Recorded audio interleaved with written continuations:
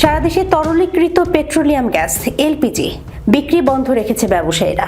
এরই মধ্যে LPG gas আমদানিতে VAT 15% থেকে কমিয়ে 10% এবং স্থানীয় পর্যায়ের উৎপাদনের ওপর ভ্যাট 7.5% নামিয়ে আনার সিদ্ধান্ত নিয়েছে অন্তর্বর্তী সরকার।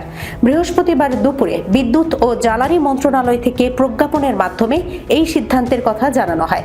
প্রজ্ঞাপনে বলা হয়, আমদানিকৃত এলপিজির ওপর ভ্যাট 15% থেকে কমিয়ে 10% করার এবং স্থানীয় পর্যায়ে তা 7.5% নামিয়ে আনার প্রস্তাব দেওয়া হয়েছে।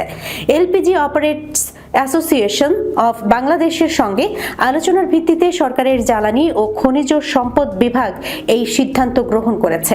এই উদ্যোগের মূল লক্ষ্য হল ভোক্তা পর্যায়ে গ্যাসের দাম কমানো এবং বাজারে জ্বালানি সরবরাহ স্থিতিশীল রাখা।